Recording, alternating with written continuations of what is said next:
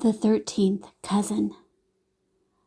I'm the 13th cousin born to a family of 15 cousins, schooled in the ways of terror by cousins 1 through 12. My earliest memory of paralyzing fear began after the cousins had drifted away from grown-up concerns during a family dinner party. From his top shelf, Cousin 5 pulled out Boris Karloff's Tales of the Frightened album. He made certain we all saw the album cover, Karloff's green-tinged, twisted face, his cold, steely eyes, his wisps of white hair, and his nasty scar, before he put the record on his turntable and turned off the lights. I begged him to turn the lights on, and he challenged me to turn them on myself. But getting to the lights would meant groping in the dark, racing past countless cousin hands that would be reaching from under the bed. I hid under the covers, frozen with fear. Karloff began the tale just inside the cemetery. Haunting music and wind swirling beneath his voice from the depths of hell.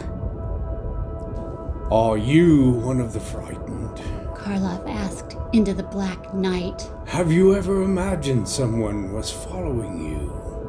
Or caught a glimpse of a strange face in the crowd behind you, and then that face mysteriously seems to be with you wherever you go? I can see that face. It is your green-tinged, twisted face, Mr. Karloff. I remained under the covers for 20 minutes until Karloff's tales were concluded.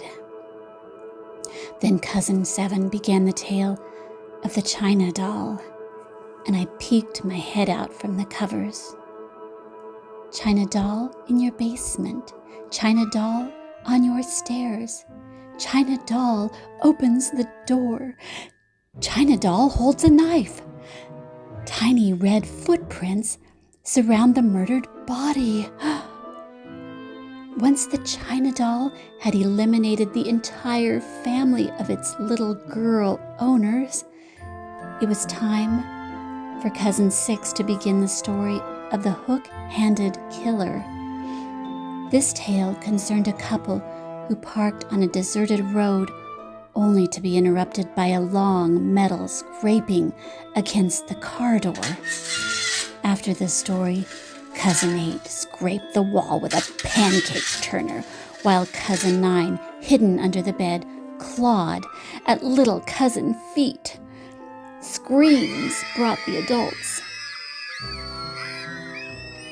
The adults were nowhere to be found when terror took a trip to the country one Saturday night. The cousins planned a sleepover at Uncle's farm. I can't recall why Uncle didn't attend.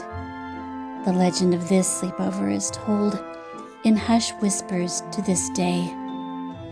The evening started with sloppy joes and cheese puffs, then transitioned to popcorn and night gallery on the RCA solid-state console TV. After the show concluded, Cousin 10 invited us on a midnight walk into the pasture. Nothing to worry about, 10 said. After all, we had a flashlight, and he was almost certain the electric fences had been shut off since the cattle had been moved to the north pasture.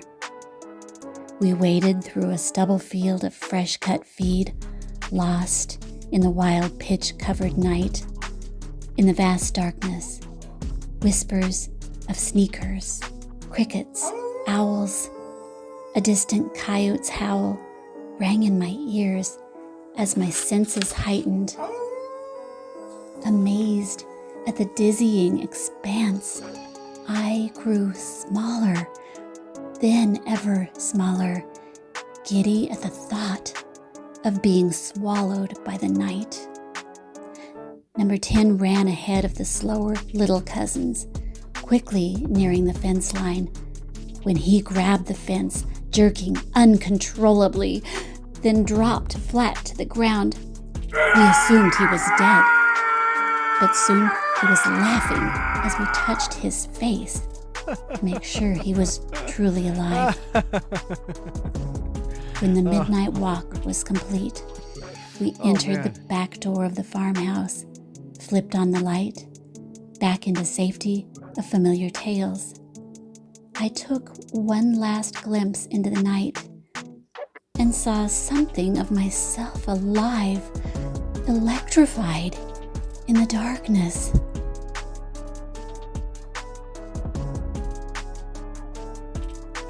Cozied up in sleeping bags on Uncle's floor, the big cousin snored softly. I saw, in the corner of the room, Boris Karloff's eyes, and I heard the scraping of a limb against the picture window. I opened my Barbie overnight bag, wherein slept my China doll, her tiny knife hidden just at the bottom of the bag.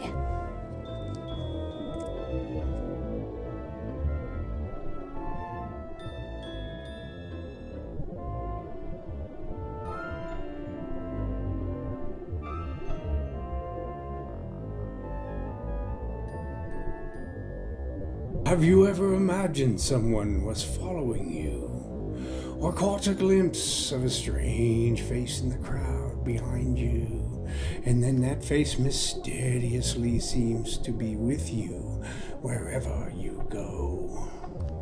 Oh!